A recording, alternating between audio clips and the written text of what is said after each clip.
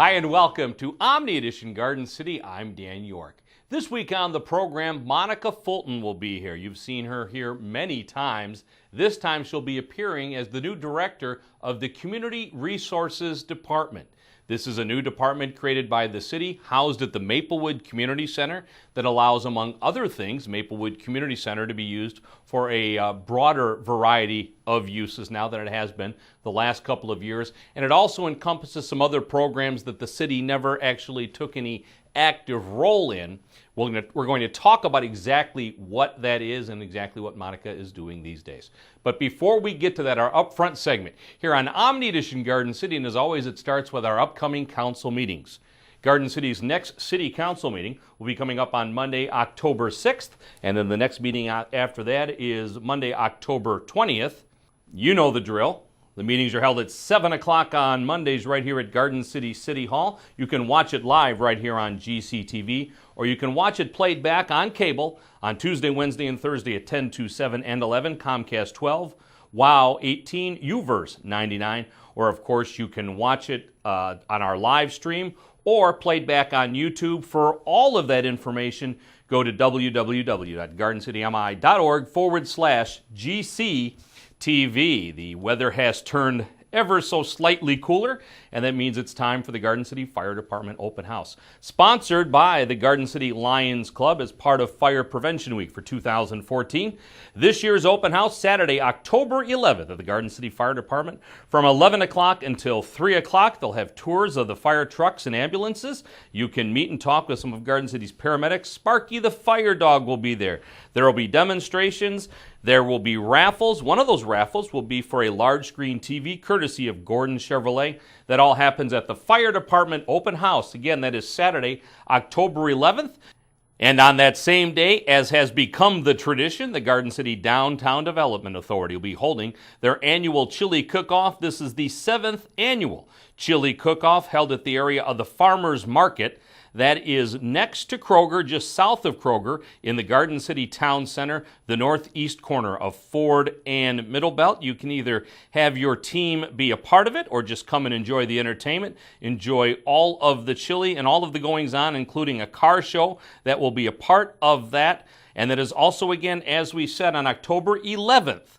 Now, that begins a little bit later than the Fire Department Open House, and it runs till about 6 o'clock in the evening, 11 o'clock to 6 o'clock. Great chili to be had. This has become a quite popular event in our community and quite a magnet, and large crowds show up every year for this chili cook-off. So that's Saturday, October 11th from 11 o'clock until 6 o'clock, again in conjunction with the open house from the fire department. And actually they'll have hay rides going on between the fire department and the DDA chili cook-off, so it's all tied together.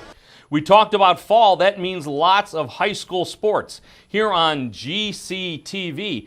Coming up on September 26th, 27th, and 28th, it's Cougar football as they take on the Clarenceville Trojans. That'll be the 26th, 27th, and 28th, Friday, Saturday, and Sunday at 10 to 7 and 11.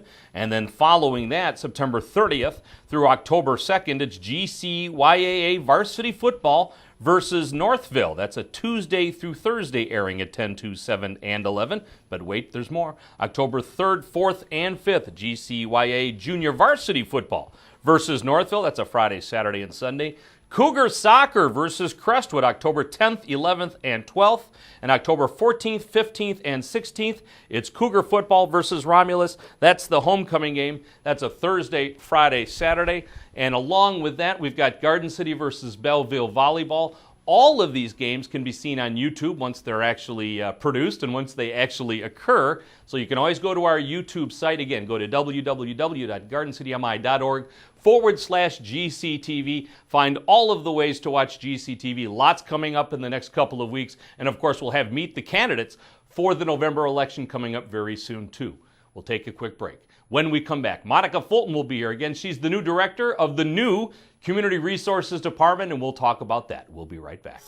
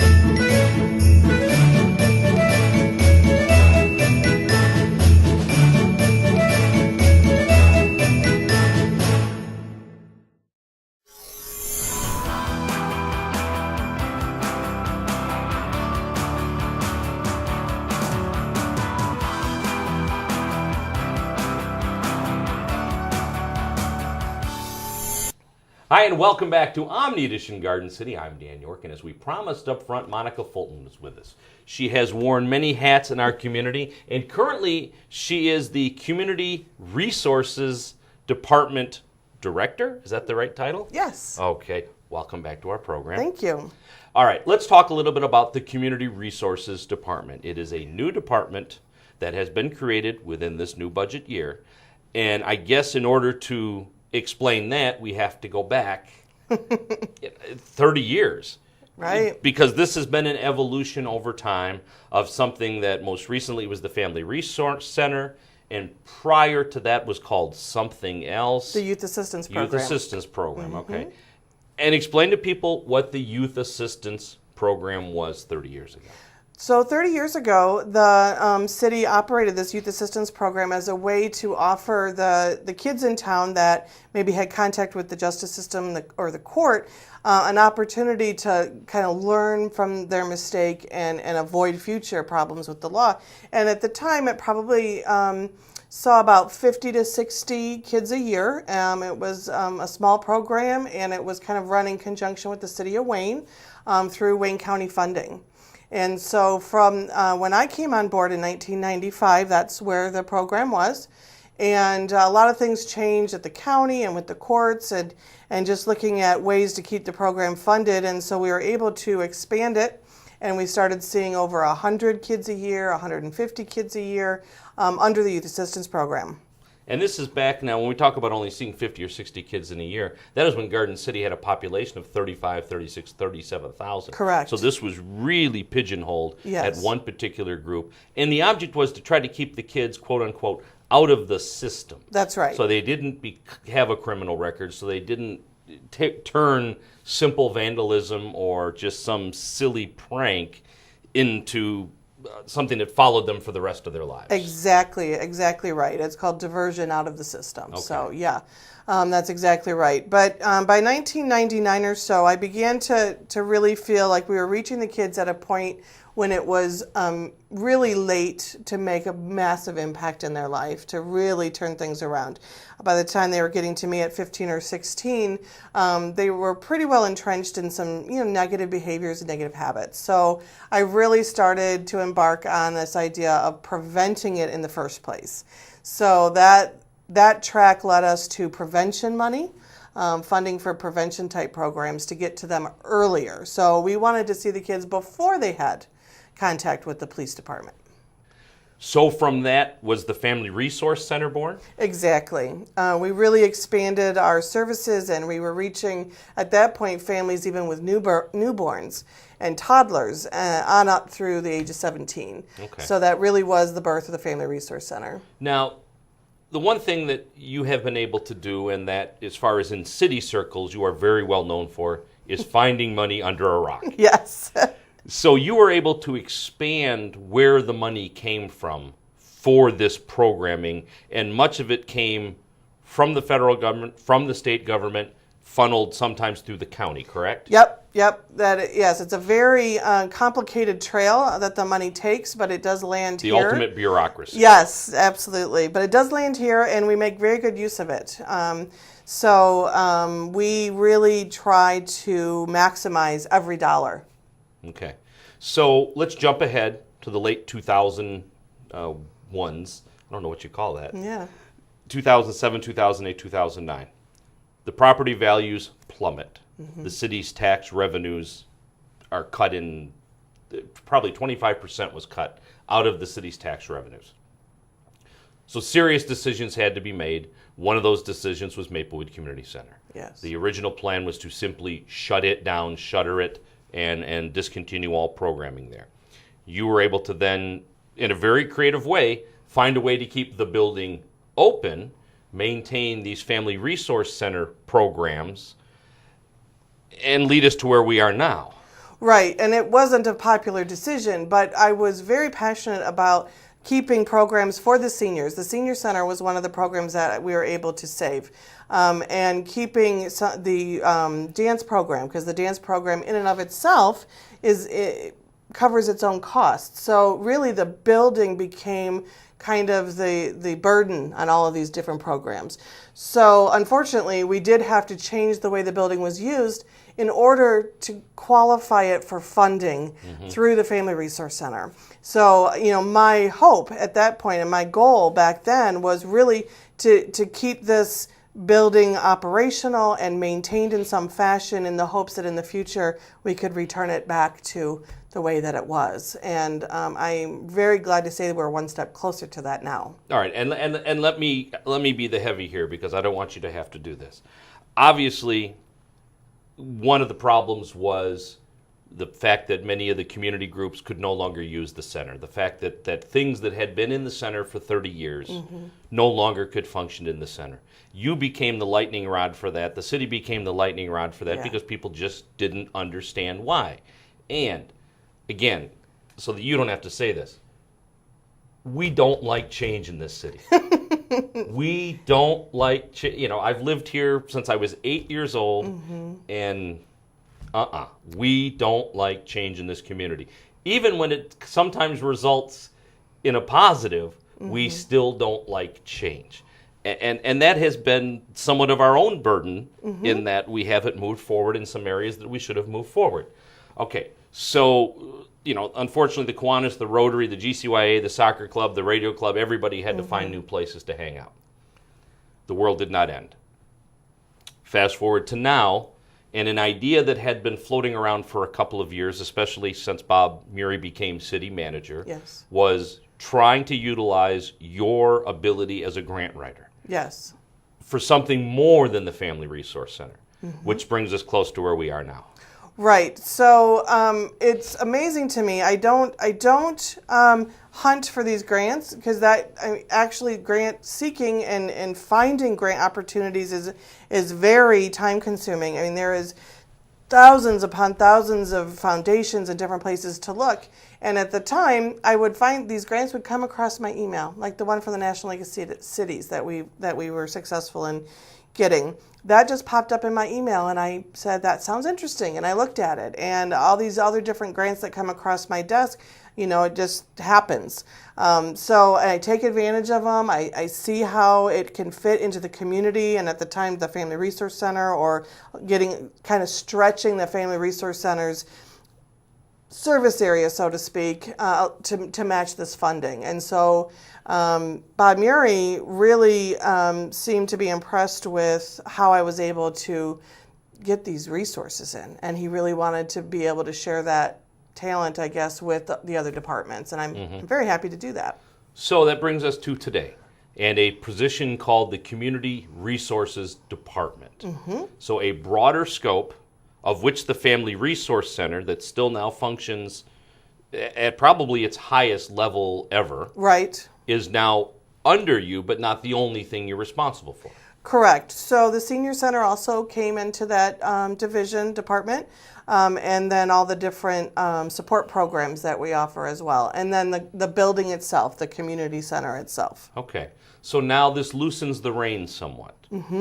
Because since the money was exclusively for 3 years maybe, only coming from other entities, correct? Correct. Whether it was the county through the state or the state directly or the federal government directly or again, funneled through the county, those all required that you do this, and this. Right. And that basically left no room for any program inside of the Maplewood Community Center that didn't pay for itself. Correct. Which only left then the library and what?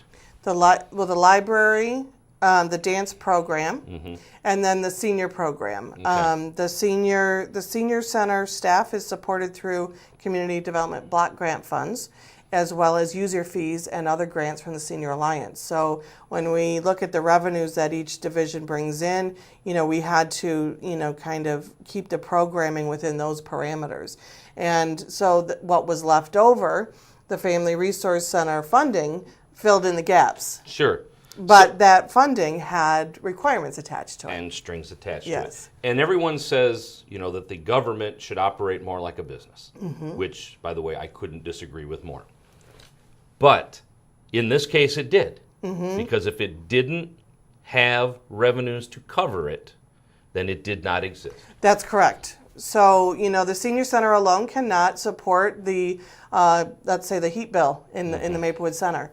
And the library can't support a heat bill for the entire center on its own. So, when we look at how much use is happening and how many patrons are utilizing those services, there was a significant amount of money left over that needed to be covered in some fashion, and it did not come from the city's tax revenues. So in the last budget, the council agreed to provide a certain amount of funding from the city to allow these other things to loosen up and happen. That's correct. Yep. And we're talking about how much money? $60,000. Okay. So 60 grand out of I don't know what our budget is anymore, $15 million budget, Right. I think in the ballpark. So $60,000 goes to allow you to now reign over these other departments, if you will. But the payback is you can now go look for grant money for other departments. You can go look for grant money for other operations, even at the Maplewood Community Center, but you can also do other things now. That's correct. So, really exciting is, there tends to be a lot of money for youth and seniors and things like that. So, the Parks and Rec Department could really benefit from grant writing. And even Ms. Bettis sent me a grant opportunity that unfortunately we couldn't qualify for, which is another little glitch in the whole grant writing process, is you really need to read the fine print. But, so the department heads are really starting to look in their areas about, for these kinds of funding opportunities, and they're sending them my way to really kind of tear apart, dive into, have conversations with the staff to develop the project to then write the grant. Okay. And this is a very time-consuming process. And this is just one part, though, Yes. of what you do. That's right. But this could be financially the most beneficial to the city. That's correct. That's correct. But what are some of the other things now that you are overseeing? So the senior center has a senior activities coordinator, and she reports to me. The Family Resource Center as well. Kim Mittenhahn is the Family Resource Center supervisor now.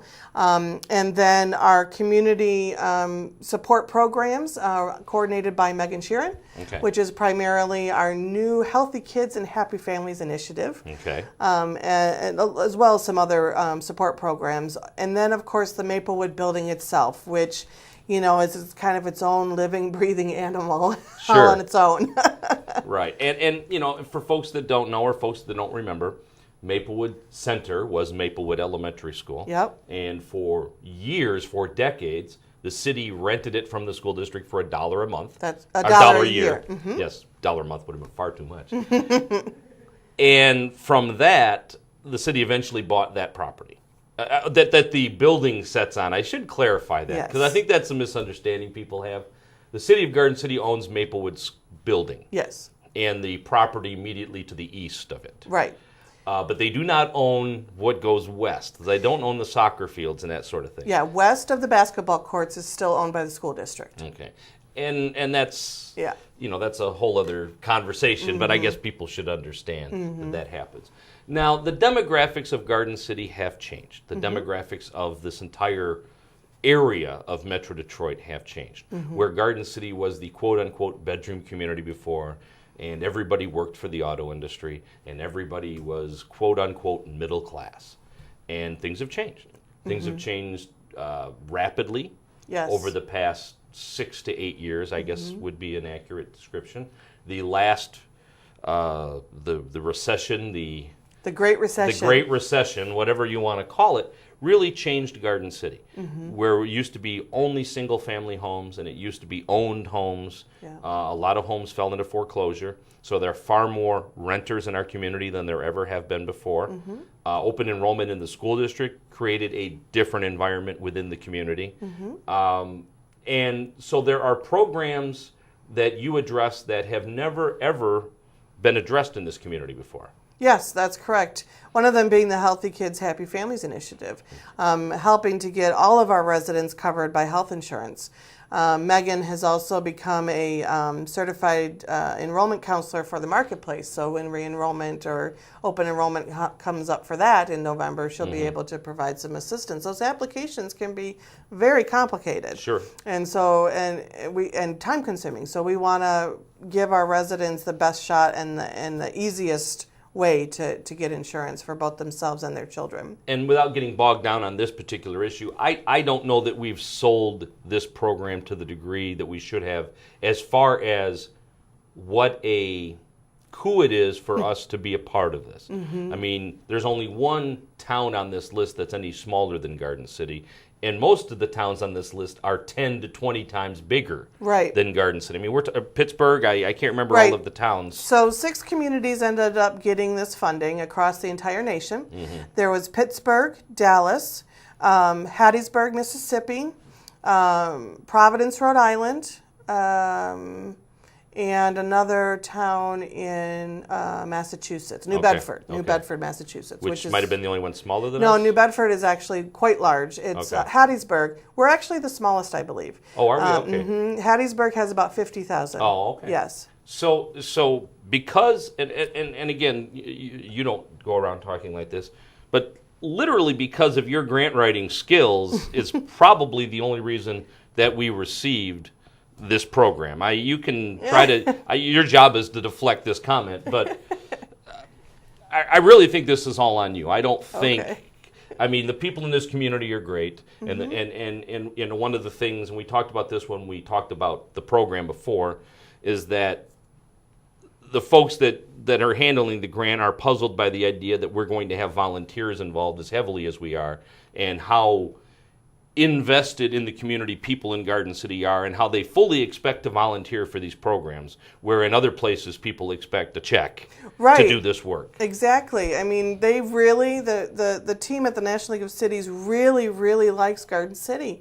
You know, for years, I mean, since I got here, I've always said Garden City does things their own way. Yeah, we do. and it works, and it works for Garden City, and it might work for other communities like us as well. But they are fascinated with how we do things here and how successful we are at it. And the passionate volunteers and the level of volunteerism in our community is astounding. And I'm fascinated, and I tease you about this. I am fascinated that the things that we do on a daily basis that we think are just getting by, these people have been rather impressed with. That's absolutely correct. You know, through this process, I've been asked to speak twice now on highlighting two things that we have been doing and that are successful. And you just came back from Washington, D.C. Yes, I just came back from D.C. It was our first meeting of all the minds, all the cities involved that are now in this kind of implementation phase of the project. And we had the chance to kind of let them know where we are. We just got the grant in July, and so some of the cities are still getting up to speed and getting on board. We're one of probably about half the cities are really entrenched in their project already, and we're one of them. But I was asked to speak about our fabulous cooperation that we have with our school district.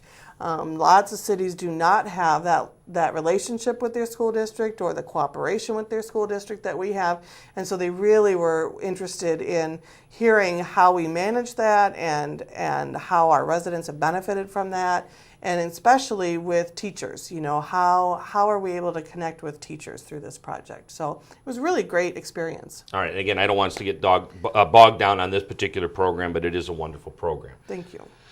So beyond that, what will the average? What's the difference for the average resident now that this department has been created? And I realize it affects some residents. It affects some residents a lot. It affects some residents not at all. What does it mean to the average resident of the Garden City that we've made this change departmentally? Well, for the average resident, I think that they'll begin to see it as kind of a one-stop point of contact for little various needs that they might have in the community personally, not property-wise or city-wise, but them personally. Okay. And a really easy way to get a lot of their questions answered about personal needs that they might have. But bigger than that, you know, when I'm successful in getting grants for the community, you know, really my goal is to bring in as many outside resources into the city at large, not just the Family Resource Center, not just the community center, but really the community at large, and looking at ways to do that. So I think that they'll begin to see more programming and more services, you know, without it impacting the city's budget in a negative way. And as a general question, how has this impacted, and I know this only has been in effect for 2 months, but community groups or service clubs or anything like that, are we able to give them a little more space now to work in the community center, at least allow them to meet that kind of stuff? Yes. So through the budget process, I proposed that there would be a minimal cost sharing for community groups that really do a lot of important work in the community for our residents. So the Rotary Club, the Kiwanis Club, the Lions Club, those kinds of organizations, GCYAA, Soccer Club. I mean, these are volunteer organizations that are doing everything to serve the community. And so, you know, I wanted to be able to welcome them back into the community center while still respecting the fact that the city is still struggling to make their ends meet. So I didn't want to take advantage of anything in that regard. So we welcome back these community groups for their board meetings. If they want to do fundraising out of the community center, we welcome that.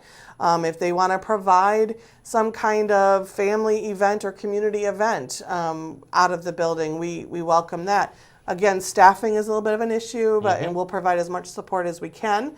But it's not something that, like in the past, the Parks and Rec Department had a full staff and could really do these kinds of, you know, community events and things like that. So, you know, I'm hoping that our community groups, you know, will be able to do that with our support.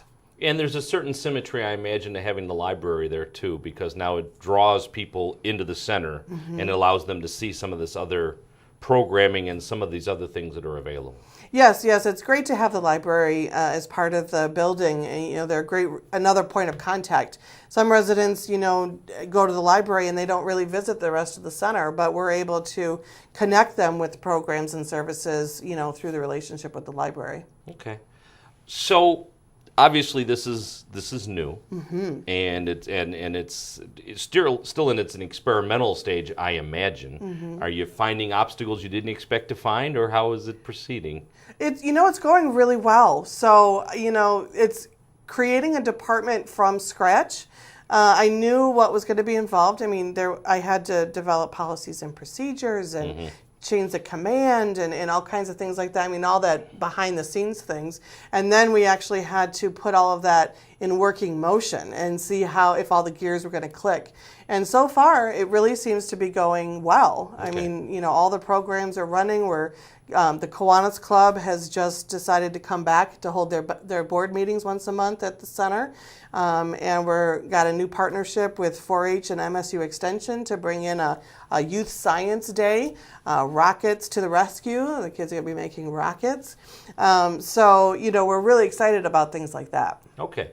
And most of the information on programs at the Maplewood Center, whether they be Dance Express or any of these other programs, whether they come under the FRC or whether they come under the Community Resources Department or anything else, most of this stuff is on the city's website. Most of this stuff is on the city's cable channel and the bulletin board, and now most of this stuff is showing up on Facebook, correct? Right. So there's fairly easy vehicles here for people to be able to learn this information. Right, absolutely. And I got to just put another shout out to our school district. Dr. Stan Shotka has been fabulous when we ask him to do an e-blast or to the students or put it on their Facebook page. It has been wonderful. Just another way to reach out to the residents. Okay, very good. Well, I want to thank you for spending time with us. Thank you. I want to wish you the best of luck with this, and I think we'll all benefit from it in the long run. Good, I hope so. All right. We'll have more Omni Edition Garden City right after you watch this.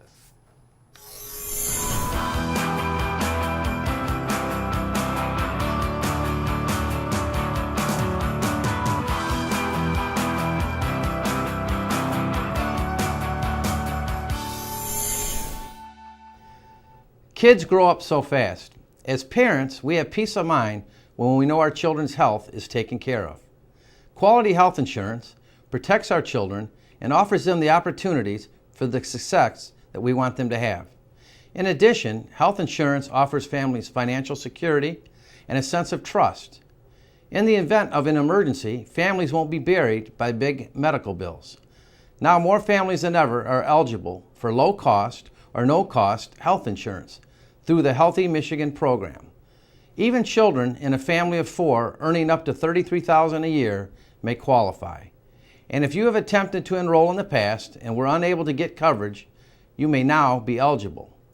Healthy Michigan provides coverage for dental care, prescriptions, immunizations, mental health care, hospitalizations, and more. Parents and caregivers, you may also be eligible for low-cost or no-cost insurance. Our families are successful when we are at our best. More adults than ever are eligible for coverage through the Healthy Michigan program. Don't wait, get enrolled. Thanks to the Healthy Kids, Happy Families Project, application navigators are located at the Maplewood Community Center and offer enrollment assistance at no charge. For more information, call the Community Resources Department today at 734-793-1857 or visit gardencitymi.org and click on Healthy Kids, Happy Families.